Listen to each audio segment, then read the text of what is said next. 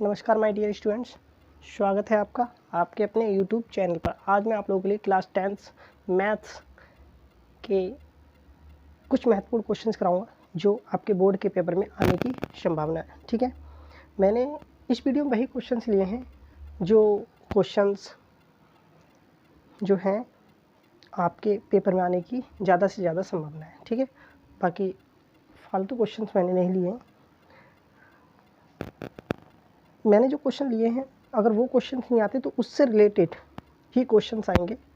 ठीक है, यानी केवल नंबर बदल सकता है, क्वेश्चन का तरीका और उसकी भाषा को नहीं बदल सकता है। ठीक है, तो भाषा बदलने से सवाल नहीं चेंज होता है, बस नंबर आपको बदल देगा। ठीक है, तो आप यही सोचकर तैयार करें कि अगर कुछ भी नंबर आ जाए तो उस क्वेश्चन को आप कर लेंगे। ठीक है, तो ठीक है माय डियर स्टूडेंट, करते हैं वीडियो स्टार्ट और पहला क्वेश्चन देखते हैं। पहला क्वेश्चन सिद्ध कीजिए √5 एक अपरिमेय संख्या है। अब √5 की जगह वो √7, √3, √2 कुछ भी दे सकता है।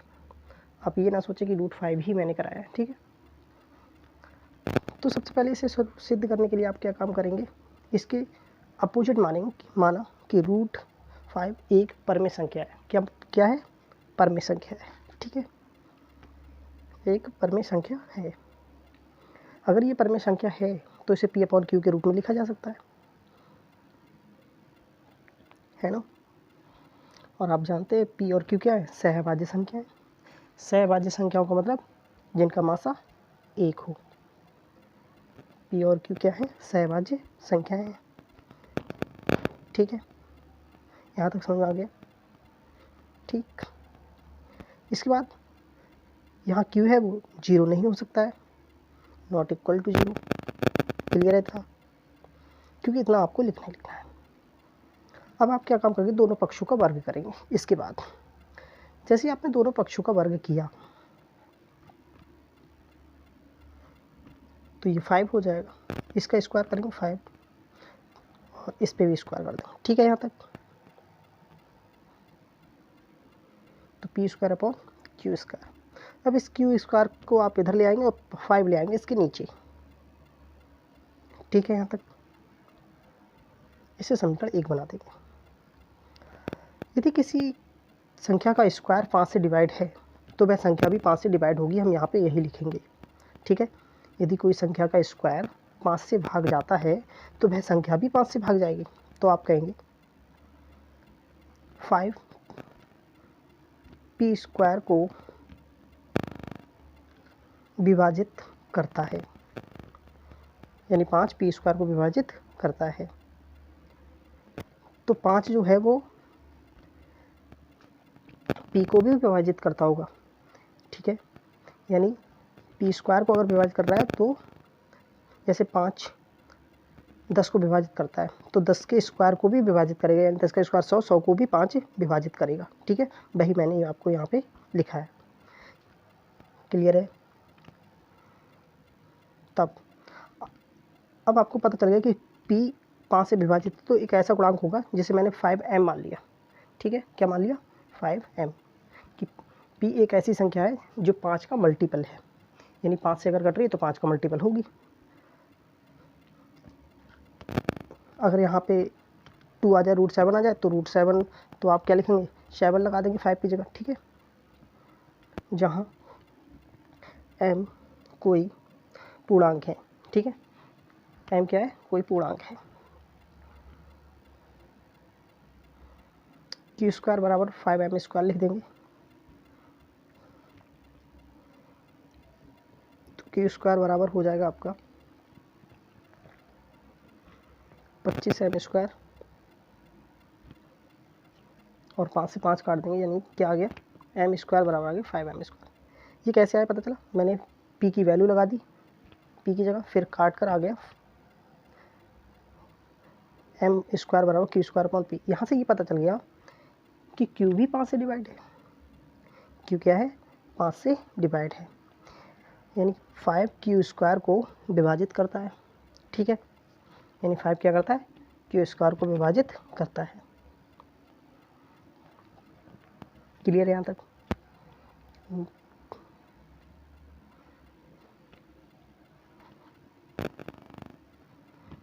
यानी 5 पहले क्यू स्क्वायर को विभाजित करता है तो 5 क्यू को भी विभाजित करता होगा। अब देखो, और हमने क्या कहा, पी और क्यू सहभाज्य संख्या है, यानी पी और क्यू में कोई भी संख्या उभयनिष्ठ नहीं है, यानी कि मासा 1 है, तो ये तो इस बात का विरोधाभास है, तो हम यही लिखेंगे। क्या लिखेंगे, समीकरण 1 व 2 से हम कह सकते हैं कि P और Q का एक उभयनिष्ठ गुणनखंड 5 है, यानी 5 P को भी काट रहा है, 5 Q को भी काट रहा है, परंतु यह इस तथ्य का विरोध करता है कि P और Q के एक के अतिरिक्त कोई अन्य उभयनिष्ठ गुणनखंड नहीं है, अतः यह हमारी परिकल्पना गलत है। इसका मतलब हम जो मान रहे थे वो क्या है, गलत है, क्योंकि हमने कहा था P और Q का एक के अतिरिक्त कोई अन्य उभयनिष्ठ गुणनखंड नहीं है, लेकिन यहाँ पर क्या है, 5 उभयनिष्ठ गुणनखंड आया है। इसका मतलब हमारी जो परिकल्पना है, हमने जो माना है वो गलत है। इस प्रकार से हम कह सकते हैं अतः यह √5 एक अपरिमेय संख्या है। मुझे उम्मीद है आप ऐसे ही अगर √5 की जगह कोई दूसरी संख्या आती है तो आप उसे भी कर लेंगे, यानी बस 5 की जगह अगर 2 आ जाता है तो हर जगह जहाँ मैंने 5 का इस्तेमाल किया है वहाँ 2 लगा देना, अगर 7 आता है तो आप 7 लगा देना। ठीक है, अगला क्वेश्चन देखते हैं। बड़े क्वेश्चन है, बहुत अच्छे क्वेश्चन है, ऐसे क्वेश्चन आने की बहुत ज़्यादा संभावना है। 6 नंबर का ये क्वेश्चन है। ठीक है,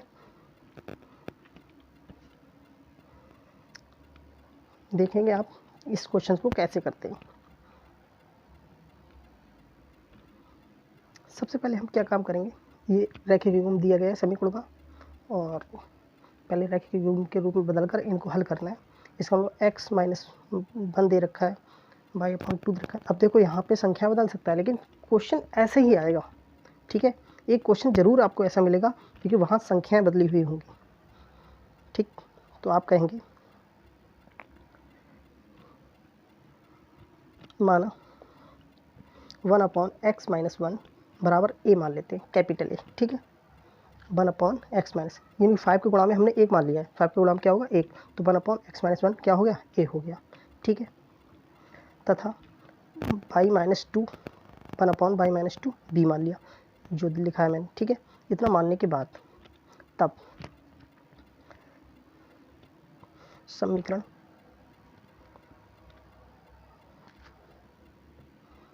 क्या होगा, 5 मैंने बाहर लिख लिया और इस 5 को बाहर लिखने के बाद 1/x-1 लिख लिया है, और ये तो पहले ही से 1/y-2 है। ठीक है, ऐसे इसे 6 बाहर लिख लिया, x-1 लिख लिया ब्रैकेट में, प्लस यहाँ 3 बाहर लिख लिया और यहाँ लिख लिया 1/y-2। ठीक है, यहाँ तक इतना करने के बाद अब मैं यहाँ पे a और b वैल्यू लगा दूंगा। पहले इन्हें समीकरण बनाऊंगा, समीकरण बनाने के बाद a और b की जगह वैल्यू लगा दूंगा, यानी 1/x-1 की जगह a और 1/y-2 की जगह b लगा देंगे। ठीक है, इतना करने के बाद एक नई समीकरण बनेगी, उन समीकरणों को नाम देंगे हम 3 और 4।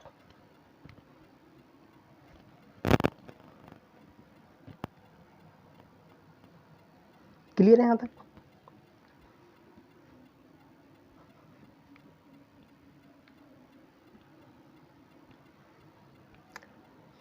अब आप क्या काम करेंगे, आपको किसी एक को सेम बनाकर हल काटना है, तो आप क्या काम करेंगे, बी को काटना आसान है, वैसे आपकी मर्जी, आप ए को काट सकते हैं, जो मर्जी है, जैसे रैखिक समीकरण को हल करते हैं वैसे ही हल करें।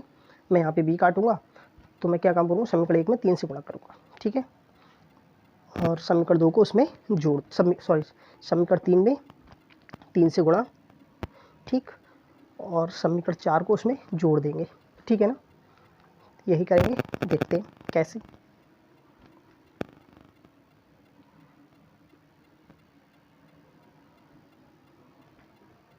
ठीक है, यहाँ तक तो समीकरण में जब गुणा करोगे 3 से तो क्या आएगा, 15a प्लस 3b बराबर 6 हो जाएगा। ठीक है, इतना आगे देखेंगे 6a 3b और बराबर 1। हम क्या कर रहे हैं, इन्हें जोड़ रहे हैं, और जोड़ रहे हैं तो कोई भी चिन्ह नहीं आएगा, बस डायरेक्ट ऐसे ही जो कटने को वो कट जाएगा, और ये हो जाएगा 21a बराबर 7। ठीक है, इतना तो 7/21 हो गया, जब आपने काटा तो 1/3 आ गया। अब इस a के मान को जो 1/x-1 माना था उसकी जगह वैल्यू पुट कर देंगे। ठीक है, पहले हम b का मान निकालेंगे, उसके बाद a का मान समीकरण 1 में लगा देंगे।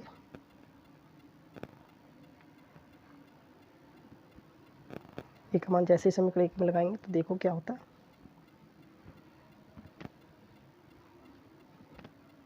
5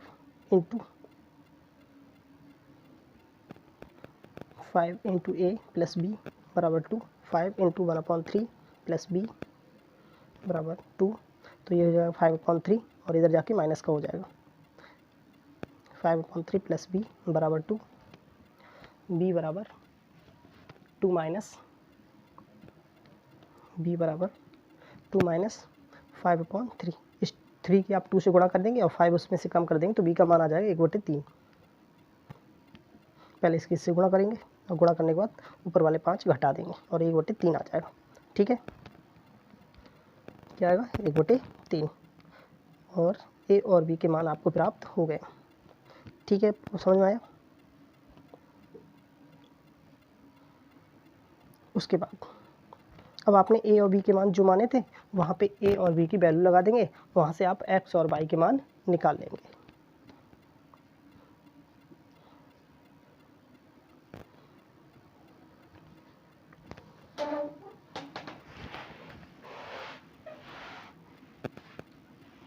ए और बी के मान 1/x-1 बराबर ए तथा 1/y-2 बराबर बी में रखने पर। ठीक है, इतना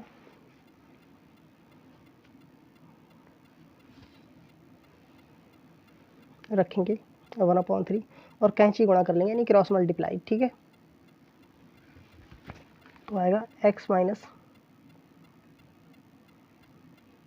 1 बराबर 3 और ये 1 इधर जाके प्लस का हो गया और x का मान आ गया 4। ठीक है, इसी प्रकार आप y के लिए भी करेंगे बराबर b और b की वैल्यू लगा देंगे 1/3 क्रॉस मल्टीप्लाई कर लेंगे तो y-2 बराबर 3 और y की वैल्यू 5 आ जाएगी। ठीक है, इस तरीके से आपको x और y की वैल्यू प्राप्त हो जाएगी और इसे एक बॉक्स में अच्छी तरीके से पास पास लिखकर छोड़ देंगे। यही समीकरण क्या होंगे, आपके हल होंगे, यानी जो समीकरण योग्य हैं उनके हल। ठीक है, मुझे उम्मीद है आपको ये क्वेश्चन समझ में आया होगा। अगर ये क्वेश्चन नहीं तो इस तरीके का क्वेश्चन जरूर आएगा, इसलिए आप इसे जरूर कर लें। ठीक है, देखते हैं अगला क्वेश्चन माय डियर स्टूडेंट्स। आपको दिया tan a प्लस बी बराबर √3 और tan a माइनस बी बराबर 1/√3, जहाँ a जो है वो 0 से a प्लस बी 0 से बड़ा है और 90 से छोटा है, a बड़ा है और b छोटा है, तो a और b का मान ज्ञात कीजिए। बहुत बढ़िया क्वेश्चन है माय डियर स्टूडेंट्स, इस क्वेश्चन के आने की बहुत ज़्यादा संभावनाएं हैं। अगर a tan में नहीं आया तो साइन में आएगा, लेकिन आएगा, कॉट में आ सकता है। ठीक है, लेकिन आप करके ज़रूर देख लें। यहाँ a और b न्यून कोण है। सबसे पहले आपको करना क्या होगा, tan a प्लस बी बराबर जो दे रखा है उसे लिखेंगे आप। अब आपको पता होना चाहिए √3 tan में किसका मान है, तो आप कहेंगे tan a प्लस बी बराबर tan 60 डिग्री, tan से tan कट जाएगा और a प्लस बी बराबर आपका 60 आ जाएगा। कैसे कटा ये तो समझ में आ गया ना। आप ऐसे महसूस कर सकते हैं कि tan ये इसके नीचे जाएगा तो tan से tan कट जाएगा। जैसे देखो tan से tan कट जाएगा और नीचे गुणा भाग में जाती है इसी में, लेकिन ऐसा करते नहीं है, बस महसूस कर सकते हैं आप। तो a प्लस बी बराबर 60 आ गया। इसी प्रकार tan a माइनस बी बराबर 1/√3। अब आपको पता होना चाहिए कि tan में 1/3 किसका मान है, तो tan a माइनस बी बराबर 1/3 यानी tan 30 वैल्यू आ जाएगी। tan से tan कट जाएगा और a माइनस बी बराबर आपका 30 आ जाएगा। ये समीकरण नंबर 2 हो गया। अब आपको इन समीकरण को हल करना है, हल करके a और b की वैल्यू निकालनी है। ठीक है, तो आप लिखेंगे समीकरण 1 व 2 को हल करने पर तो a प्लस बी बराबर 60 डिग्री, a माइनस बी बराबर 30 डिग्री। अगर दोनों को जोड़ दिया जाए तो b से b कट जाएगा, 2a बराबर 90 डिग्री आ जाएगा और 2 से जब आप भाग करो तो a बराबर 45 डिग्री आ जाएगा। ठीक है, यानी a का मान आ गया। a का मान आप समीकरण 1, 4, 2 किसी में भी लगा सकते हैं और आपको b का मान मिल जाएगा। ठीक है, तो आप लिखेंगे a का मान समीकरण 2 में किसी में रखें मान सेम आएगा, तो मैंने रख दिया समीकरण 2 में a माइनस बी बराबर 30 डिग्री, ए की जगह वैल्यू लगा दी 45 डिग्री बराबर 30, ये माइनस का b बराबर 30 माइनस 45 30 यानी 15 बचेगा, माइनस से माइनस कैंसिल हो जाएगा। माय डियर स्टूडेंट समझ गया मैंने क्या किया है, यहाँ पर भी घटा दिया। ठीक है, इस तरीके से आप इस क्वेश्चन कर लेंगे। आज अगला क्वेश्चन देखते हैं। ये भी क्वेश्चन बहुत ही महत्वपूर्ण क्वेश्चन है। यदि ए और बी और ए बी और सी त्रिभुज ए बी सी के अंतःकोण हैं, एक त्रिभुज है ए बी सी, उसके अंतःकोण दिए गए हैं आप, ठीक है, अंतःकोण है, तो सिद्ध करना है आपको ये। आप जानते हैं किसी त्रिभुज के अंतःकोणों का योग 180 डिग्री होता है। मैं उसी रूल से इस क्वेश्चन को आपको करके दिखाऊंगा बहुत बढ़िया तरीके से। आपको मुझे उम्मीद है एक ही बार में समझ में आ जाएगा। तो सबसे पहले लिखेंगे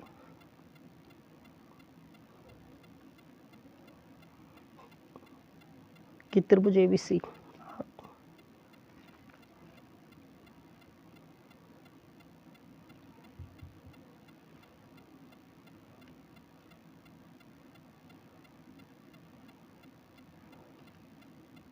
त्रिभुज के तीनों कोणों का योग कितना होता है 180 डिग्री। तो बस यही करेंगे हम, त्रिभुज के तीनों अंतःकोणों का योग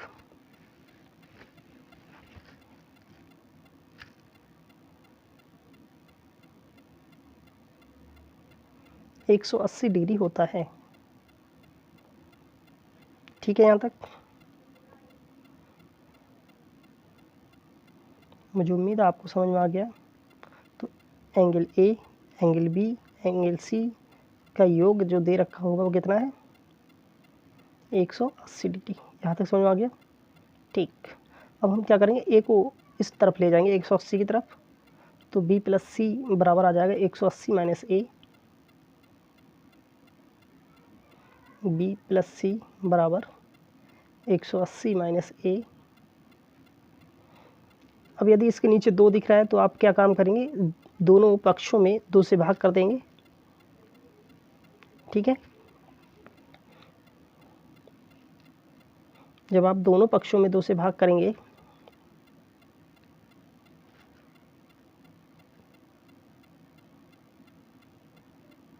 दोनों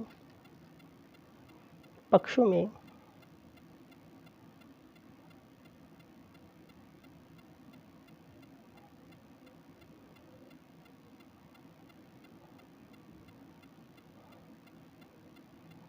दो से भाग करने पर, ठीक है, तो b प्लस सी अपॉन में 2 लिखेंगे आप,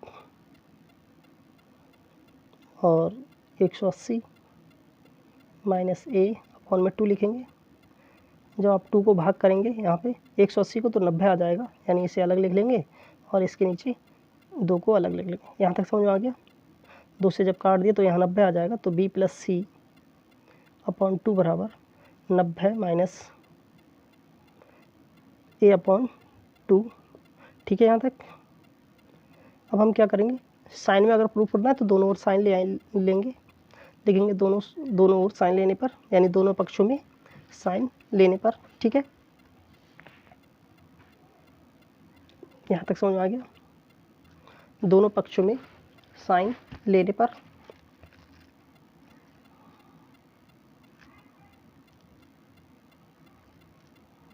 हर स्टेप को आप लिख के अगर समझा देते तो टीचर आपसे बहुत ज़्यादा संतुष्ट होगा, तो आपको नंबर्स जो है कटने की कम से कम संभावना रहेगी। तो sine b plus C upon 2 equal to sign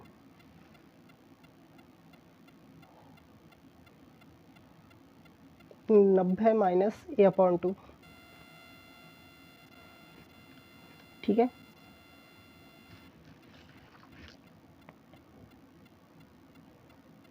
आपको पता है इसमें 90 नज़र आ रहा है तो ये चेंज हो जाएगा, यानी कॉज में हो जाएगा। 90 माइनस थीटा क्या होता है, sine 90 minus theta cos theta, तो ये होगा sine b plus C upon 2 बराबर कॉज ए। ठीक है, मुझे उम्मीद है आपको ये समझ में आ गया, यही प्रूव करना था। ठीक है, अच्छा क्वेश्चन था। अगला क्वेश्चन देखेंगे इसके बाद हम।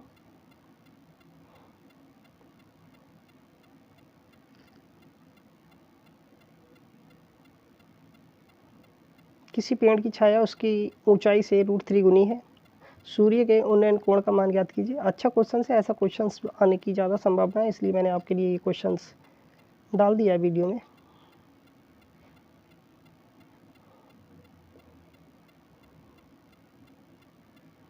सबसे पहले हम एक पेड़ बनाएंगे और उस पेड़ के अनुसार जैसा क्वेश्चन कहेगा वैसे चलेंगे। ठीक है,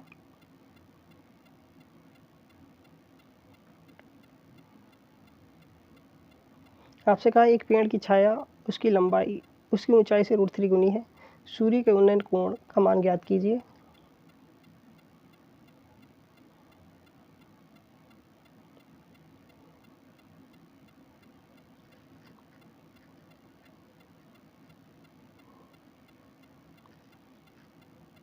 पहले डायग्राम बनाएंगे और उसके माध्यम से आपको समझाने की कोशिश करेंगे। माना BC पेड़ तथा AB इसकी छाया है। ठीक है, तथा सूर्य का उन्नयन कोण थीटा है। मुझे उम्मीद है माय डियर स्टूडेंट्स आपको यहाँ तक समझ में आ गया है। मैं डायग्राम बना के आपको दिखाता हूँ कैसे।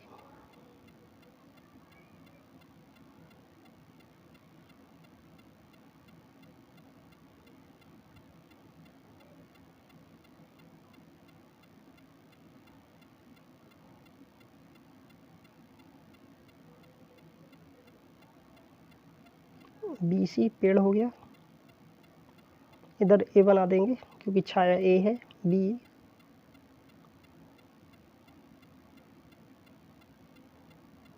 ठीक है, यहाँ तक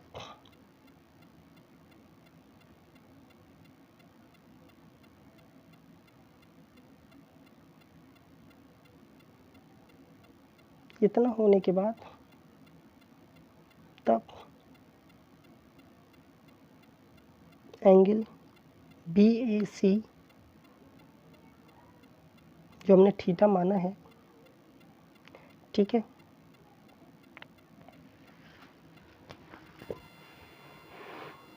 BC आपको दिया है x और AB आपको दिया है x√3।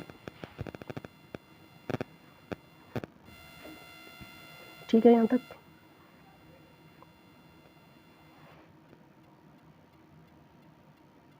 समकोण त्रिभुज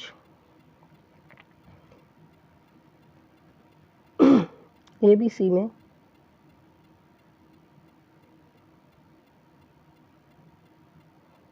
tan थीटा वाला फार्मूला लगाएंगे। tan थीटा बराबर लंब बटे आधार, ये लंब है और नीचे इसका आधार हो गया ये। ठीक है, लगाते हैं।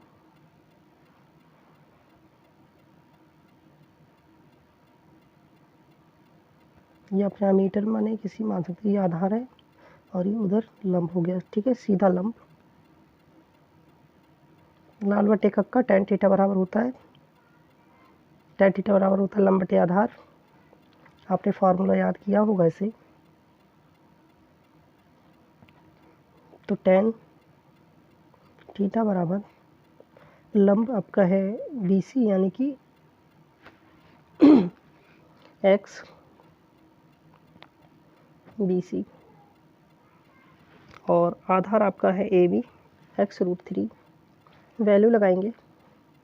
tan थीटा इक्वल टू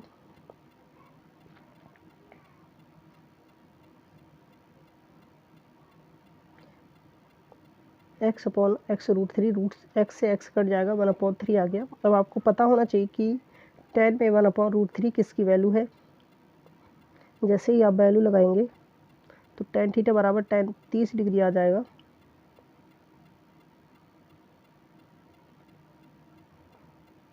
ठीक है, ये गलत हो गया। तो थीटा इक्वल टू आपका 30 डिग्री। यही माय डियर स्टूडेंट्स आपका आंसर आ गया कि जो उन्नयन कोण होगा वो 30 डिग्री होगा। इसे आप एक बॉक्स में बंद कर देंगे कॉपी पे। ठीक है, आप लिख सकते हैं कि सूर्य का उन्नयन कोण 30 डिग्री होगा। मुझे उम्मीद है माय डियर स्टूडेंट्स आपको समझ में आ गया होगा।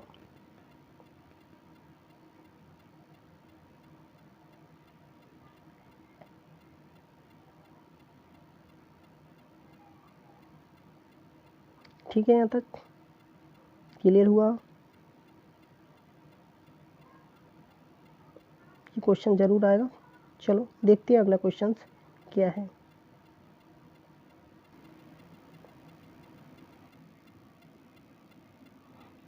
दिया है क्वेश्चन, एक वृत्त की त्रिज्या 5 सेंटीमीटर, इस पर किसी बाह्य बिंदु से स्पर्श रेखा खींची जाती है। ठीक है, यदि स्पर्श रेखा की लंबाई 12 सेंटीमीटर हो तो बिंदु की वृत्त के केंद्र से दूरी ज्ञात करनी। बहुत बढ़िया क्वेश्चन है। क्वेश्चन ये पेपर में आएगा। बस ऐसा हो सकता है कि इसके जो 5 सेंटीमीटर की जगह कुछ और दे दे त्रिज्या, ठीक है, और 12 की जगह संख्या बदल सकता है, लेकिन क्वेश्चन इस तरीके का ज़रूर आएगा। तो आप क्वेश्चन को हल्के में ना लें, इसे ज़रूर तैयार कर लें। ठीक है, तो सबसे पहले मैंने आपके लिए एक वृत्त बनाया है, कितना, 5 सेंटीमीटर का। तो पहले एक सीधी सी त्रिज्या खींचूंगा इस पर, ये होगी त्रिज्या इसकी, और इसी पर एक स्पर्श रेखा भी खींचूंगा।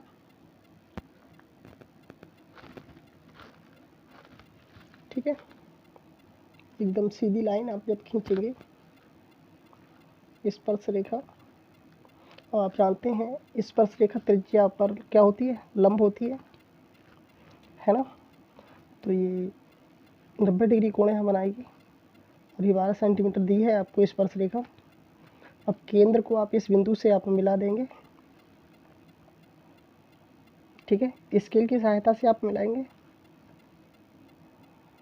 इसे मैंने मिला दिया। मिलाने के बाद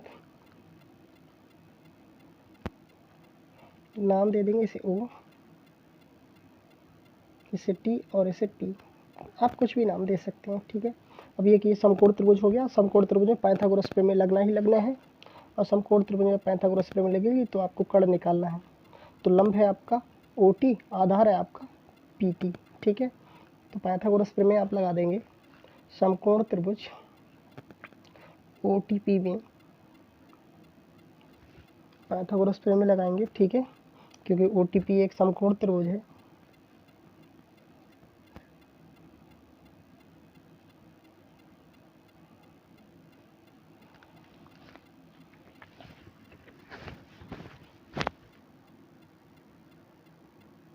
अगर ये OTP एक समकोण त्रिभुज है, पाइथागोरस प्रमेय लगेगी।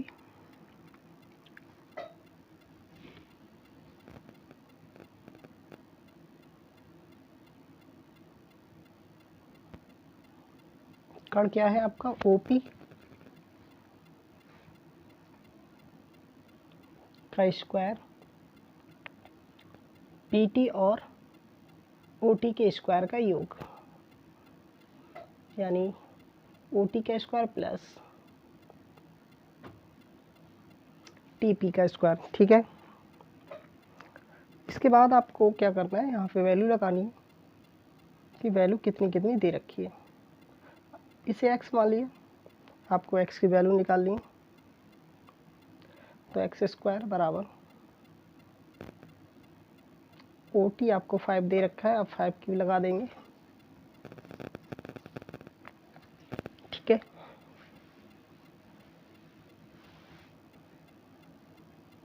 और TP आपको 12 दे रखा है, 12 लगा देंगे। इनका स्क्वायर करेंगे तो 25 से 144 आ जाएगा, जोड़कर 169 हो जाएगा, जो कि 13 का स्क्वायर होता है। जोड़ोगे तो कितना हो जाएगा, 169। जोड़कर 169 होने के बाद ये स्क्वायर हटाएंगे, रूट लगाएंगे, रूट, उसके बाद आप पता करेंगे किसका स्क्वायर है, आप कहेंगे 13 का स्क्वायर है, यानी वर्गमूल क्या आएगा 13 सेंटीमीटर। इसका मतलब वृत्त के केंद्र और बाह्य बिंदु से दूरी जो आई है वो कितनी आई है 13 सेंटीमीटर। ठीक है, मुझे उम्मीद है आपको ये क्वेश्चन समझ में आ गया होगा। यही आपका आंसर हो गया, लेकिन आप पेपर में से एक बॉक्स बनाएंगे और बॉक्स में लिखकर दिखाएंगे बहुत अच्छी तरीके से। ठीक है माय डियर स्टूडेंट,